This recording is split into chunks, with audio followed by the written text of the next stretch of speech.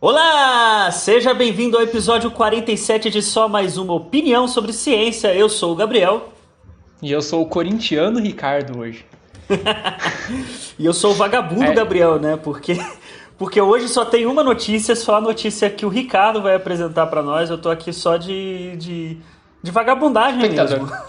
Espectador. Na real, você pode me colocar na classe dos vagabundos, porque é a notícia que eu falei na última vez. Eu dei ela de um jeito mó porco e agora eu vou realmente falar de verdade, né? Tá voltando aqui então, pra limpar a sujeira, né? Assim, limpar não, né? Jogar pra debaixo do tapete de um jeito um pouco melhor, né? Tirar da vista, né? Tirar da vista, opa! Bom, e antes da gente começar com essa notícia, vamos chamar o nosso jabá? Bora! O nosso momento jabá. O nosso jabá bonito, o nosso jabá gostoso. Vamos vender o nosso jabá. O nosso jabá.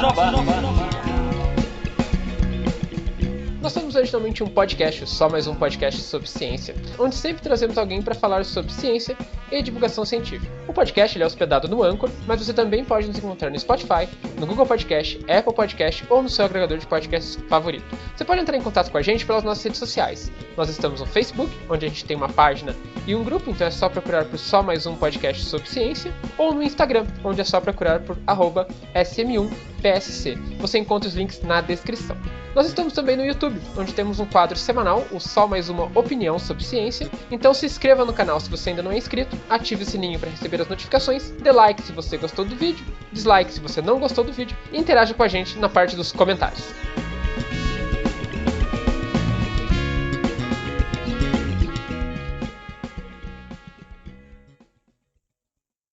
Voltando, então, beleza. Hoje a gente não precisa decidir qual notícia vai ser, manda ver aí. Bora. É legal porque eu tava pensando num título, né, pra notícia, e eu achei que a melhor notícia foi Sinais do Planeta 9? Interrogação, como diria Roberto Avalone, né? Ok. Beleza, qual que é a ideia geral, né? A gente vai estar falando hoje de um artigo onde um pesquisador ele diz que ele pode ter encontrado a localização de um planeta 9, né? O que seria o planeta 9? Seria o 9º planeta do nosso sistema solar. Eu cheguei a comentar um pouquinho no podcast passado, no vídeo passado, mas foi bem por cima, com algumas informações não tão certas, não tão assertivas. Aliás, antes de começar, como a gente vai falar de astronomia hoje, e a gente é da área, né? Eu acho que vale o aviso que o Peninha deixa nos vídeos dele, né? O Eduardo Bueno. Esse vídeo vai estar cheio de generalidade, tá? Mas o panorama é esse mesmo. Então a gente está falando para um público que não é totalmente especializado. Então eu vou tentar falar de um jeito um pouco mais fácil, tá? Então pro pessoal que é da astronomia não ficar tipo, o cara fala... Não, calma. Torcedores, calma. Acho justo começar com o que seria o planeta 9, tá? Por enquanto, e é bom ressaltar esse por enquanto, o planeta 9 ele é um corpo hipotético, tá? Ele é um planeta hipotético que estaria localizado na região externa do Sistema Solar, para além lá da órbita de Netuno. E por causa da órbita dele, porque ele é hipotético, né? Porque a órbita dele não foi detectada até agora, tá? Esse planeta, né, ou pelo menos a ideia dele, foi proposta para explicar um certo agrupamento de órbitas de alguns corpos transnetunianos, tá? São corpos transnetunianos que estão bem afastados e a dinâmica desses corpos, né, que eles estão agrupados em uma determinada região, ela não é muito bem explicada. E o planeta 9, né, a presença desse planeta 9, os efeitos gravitacionais desse corpo ajudariam a explicar esse agrupamento, tá? Então, ele é um corpo realmente teórico que serve para explicar um desses problemas. O Rafael Ribeiro vai ficar com a cara horrorosa agora, porque não é só isso que ele explica, tá? O planeta 9 explica outros efeitos dinâmicos, mas principalmente esse. Tem alguns pesquisadores bem famosos que trabalham com a hipótese do planeta 9, né? Os mais famosos e mais atuantes, né, eu posso dizer, são o Konstantin Batygin e o Mike Brown, da Caltech. São os que mais publicam trabalhos sobre dinâmica. Não muito sobre observação, mas mais sobre a dinâmica desse corpo. Aqui no Brasil a gente tem o Rodney Gomes, lá do Observatório Nacional. Ele foi um dos primeiros a embarcar nessa ideia. E o Rodney sempre, ele trabalha atualmente, né, com transneptunianos, então daí que vem a motivação do Planeta 9. E o Rodney é cheio de trabalho importante. Ele foi um dos idealizadores ou dos realizadores, se pensar desse jeito, do modelo de Nice, né, que é o modelo que a gente um dos modelos de evolução do sistema solar que a gente trabalha. E tem o Rafael Ribeiro, que vez ou outra a gente cita aqui, ele trabalha do nosso grupo lá da FEG, e ele mexe um pouquinho com isso. Algumas características desse... Porque assim, o planeta é hipotético, mas ele é hipotético, mas tem as características dele, tá? ele seria o que a gente chama de superterra, tá? Superterra é um corpo ali que tem massa entre a massa da Terra e a massa de Netuno, né? A massa de Netuno tem mais ou menos 17 massas da Terra. Então esse planeta 9 teria entre 5 e 10 massas da Terra, uma excentricidade que variaria de 0,2 a 0,5, e o semi-eixo dele estaria estimado entre 400 a 800 unidades astronômicas, com uma inclinação ali com relação ao plano da Terra de 15 a 25 graus. Então características bastante peculiares, tá? Esse planeta levaria de 10 mil a 20 mil anos para completar uma órbita ao redor do Sol. Que é um dos motivos pelo qual a gente pode nunca ter observado ele, né? Né? Tipo, só pra comentar, já que você falou disso, por exemplo, desde o que Plutão foi descoberto até hoje, ele não completou uma volta. É bom lembrar que Plutão não é um planeta mais, né? Não, sim. Sim. É só porque é um caso interessante, porque tipo assim, ele foi descoberto, ele ganhou, status de planeta, ele perdeu o status de planeta, descobriram uma porrada de lua, a gente visitou Plutão e ele ainda não completou uma órbita. Esse outro planeta 9, então ele tá bem, bem longe disso ainda, né? Então é outro rolê. Mas tudo isso são características ou algumas coisas sobre o planeta 9. Agora vamos para a pesquisa de verdade. Mas antes de ir para a pesquisa, tá? O nome da pesquisa é a procura, né? Uma tradução livre. Seria a procura a procura pelo planeta 9 nos dados do IRAS. Eu já vou explicar quem é o IRAS, tá? Esse paper está no Archive apenas atualmente, mas ele já foi aceito na Monthly Notes. Então, que é uma revista bastante importante aí da área, tá?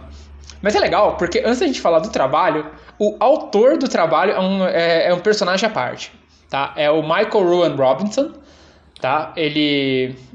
Bem corridinho a fichinha dele. Ele é inglês, é um astrônomo inglês. Ele é professor emérito de astrofísica do Imperial College de Londres e ex-presidente da Royal Astronomical Society. É um cara razoavelmente importante, tá? Ele propôs o paper sozinho, o que, para quem já fez algum paper na vida, sabe o quanto é difícil, tá? E fica mais legal ainda quando você descobre que ele tem 79 anos de idade. Então, é só mais engraçado, né? Tipo, é um cara que fez um paper sozinho, o cara tem quase 80 anos, né? Sobre um pouco do trabalho dele, na década de 80, ele foi um dos líderes das equipes de pesquisa do próprio IRAS, né? O que é o IRAS? É o satélite... em inglês acho que é mais fácil, né? Que é o Infrared Astronomical Satellite. É um satélite astronômico que procura por corpos na faixa do infravermelho, tá? Esse telescópio, né? Satélite, perdão. Ele foi lançado em 83, tá? E, bom, o bom dele é que como ele procura as coisas no infravermelho, então ele é capaz de enxergar qualquer emissão de calor, mesmo de objetos que estejam distantes ou sejam objetos escuros, tá? O IRAS ficou ativo por 10 meses apenas e observou mais de 250 mil fontes de infravermelho no céu. Guarda esse número, 250 mil fontes. Caramba. Tá?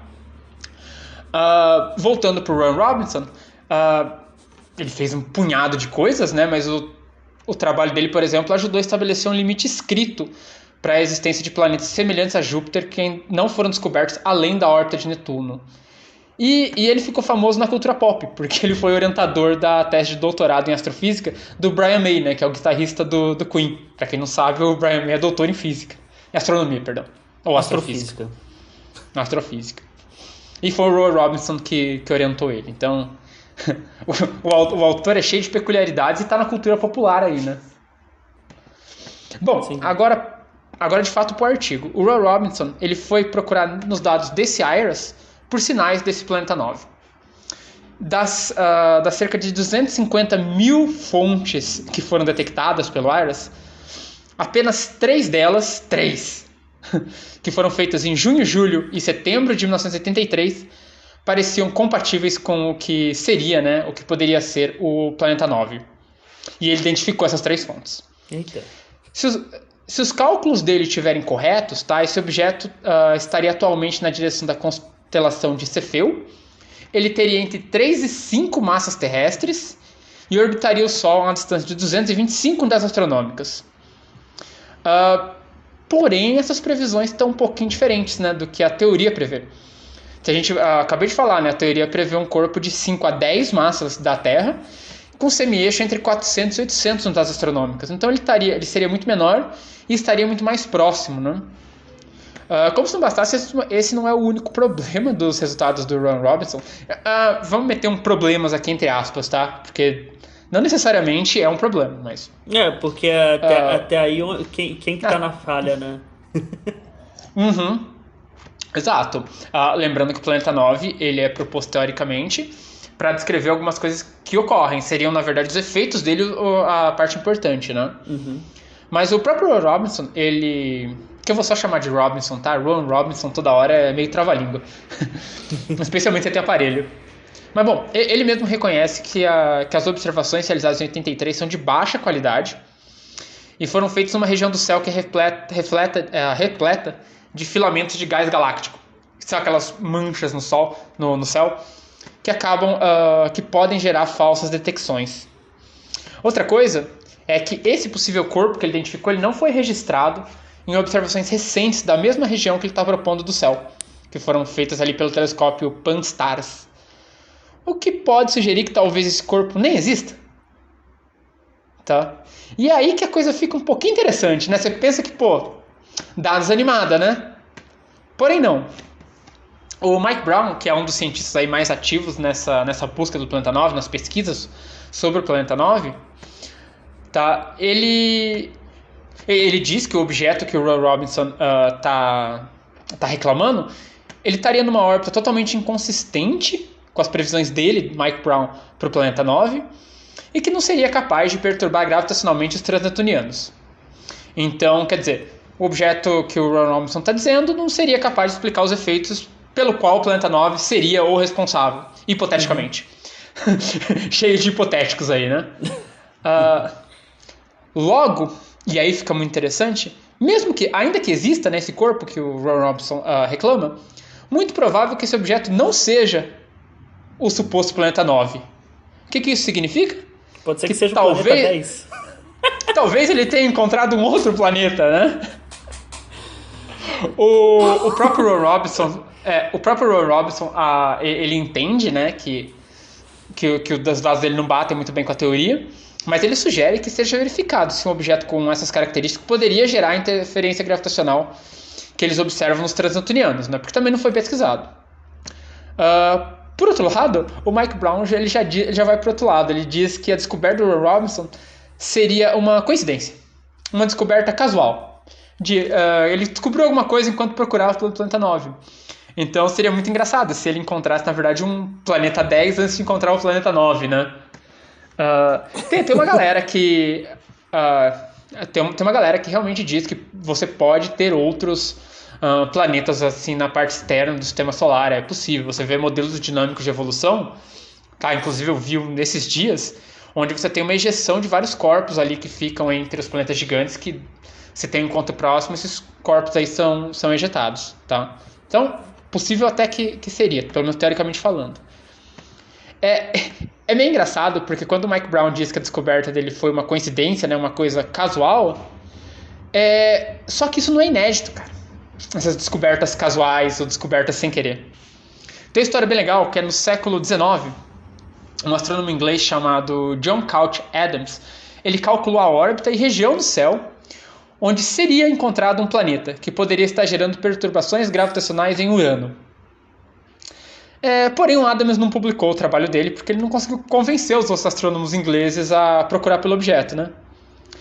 Pouco tempo depois, um francês que talvez você conheça o sobrenome, o Leverrier, ou Leverrier, não sei como é que fala, ele fez uns cálculos semelhantes ao do Adams, só que ele publicou. E convenceu um astrônomo alemão, o Johann Gale, a realizar as observações na região do céu. O que ele encontrou? Ele descobriu o planeta Netuno lá. Então talvez o Roy Robson tenha preferido, dar aí o tiro dele no escuro do que correr o risco de entrar pra história como o cara que quase descobriu o planeta 9 ou descobriu e não botou fé. Então, eu acho uma boa estratégia. Eu acho também. Essa é a notícia, eu achei legal a notícia, sabe? Mesmo que não chegue a muito a lugar nenhum, tá? Mas assim, os dados estão lá, tá? O trabalho dele é bem divertido. Como eu falei, tá cheio de generalização aí, né? Tem trabalhos até mais recentes sobre o Planeta 9. Eu vou deixar os links, o Gabriel, aliás, ou melhor, o nosso editor, que não é o Gabriel, vai deixar os links das notícias e o link do paper do archive do Robinson.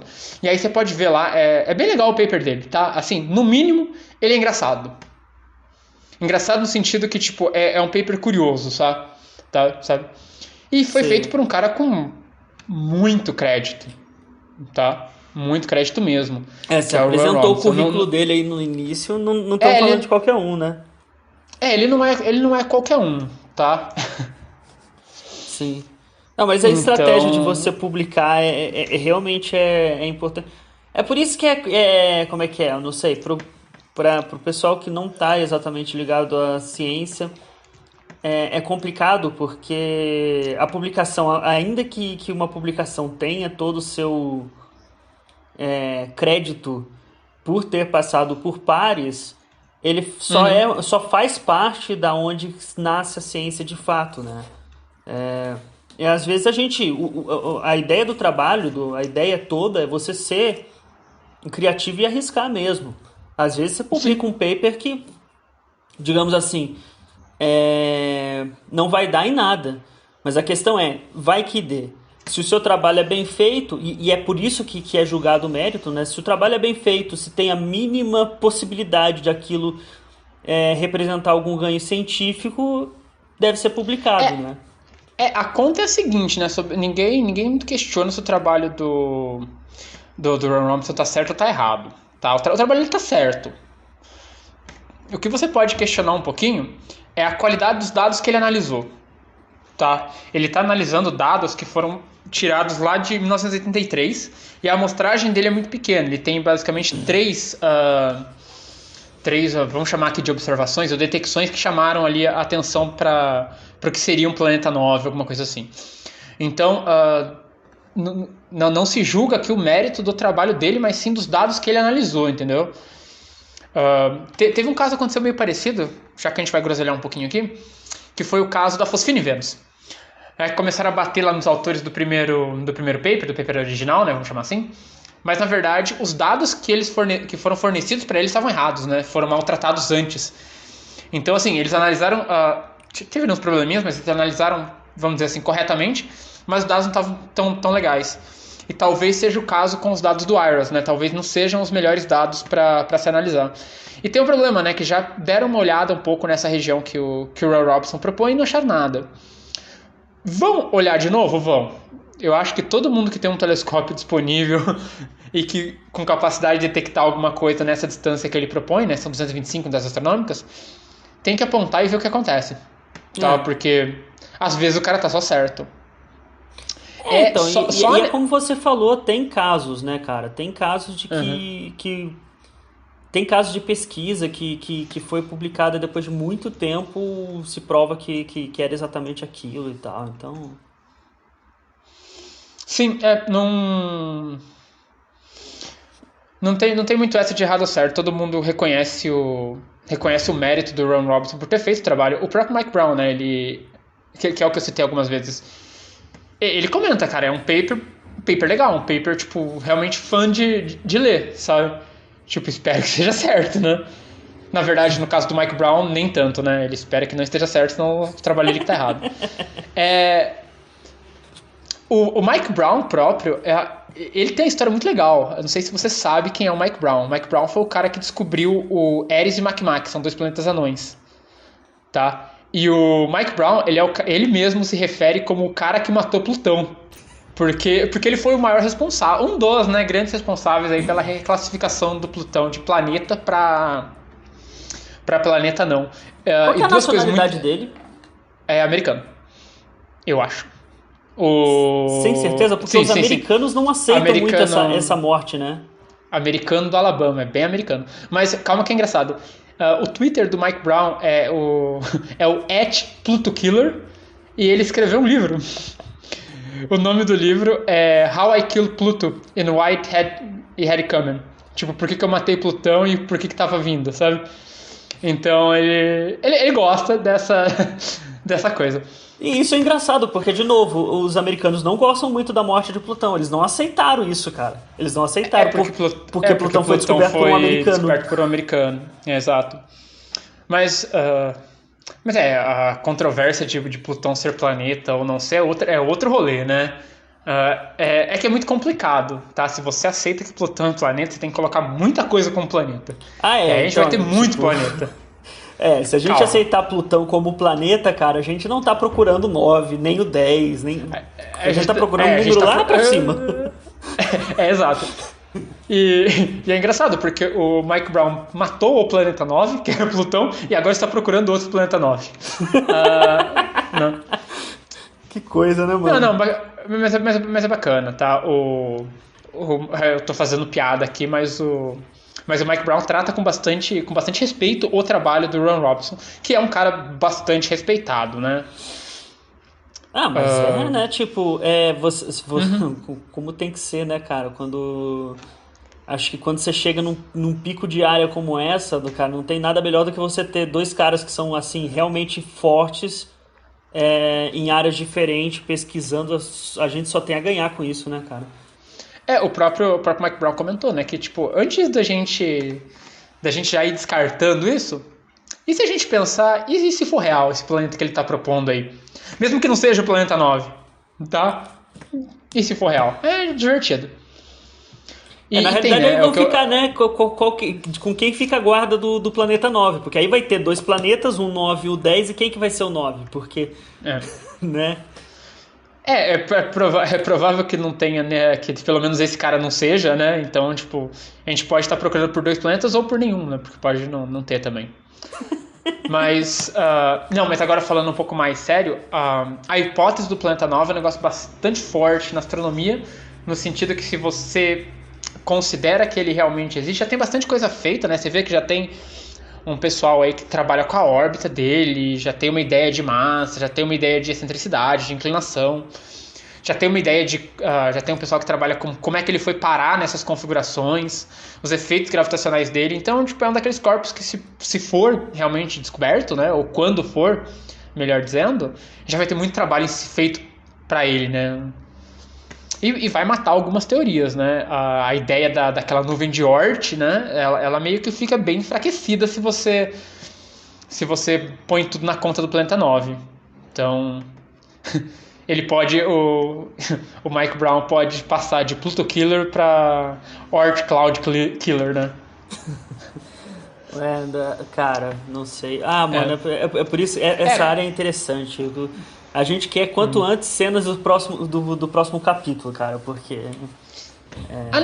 Certamente vão ter várias observações, porque o Ron Robinson foi bem cuidadoso de apontar uma direção, né? Então vai todo mundo verificar a direção que ele apontou e vendo o que dá. Uhum. Tem bastante probleminha, né, o trabalho dele, especialmente a qualidade dos dados, acho que esse é o maior dos problemas, mas... não encaixar o corpo que ele imagina, que ele está propondo nos padrões do que se entende como planeta 9, claro que não fortalece a causa dele, né?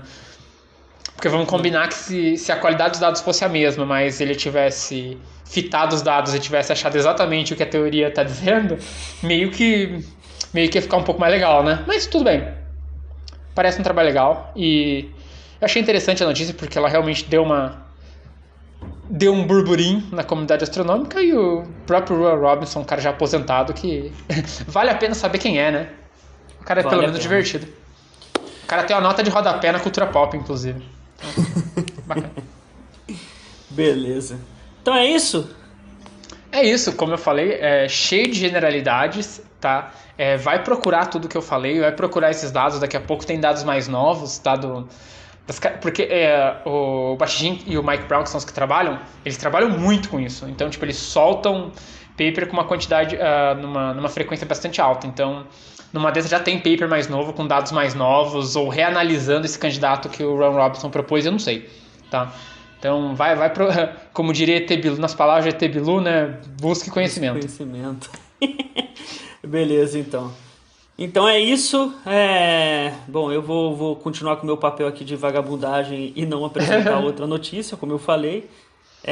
Mas apesar de que essa notícia foi bem, bem divertida, espero que os nossos telespectadores tenham se divertido e a gente se vê no próximo encontro para falar sobre as notícias científicas. Espero que eu não esteja tão vagabundo no próximo dia.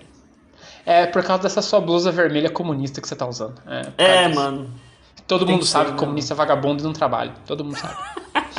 Beleza? Então, falou. Beleza. Falou.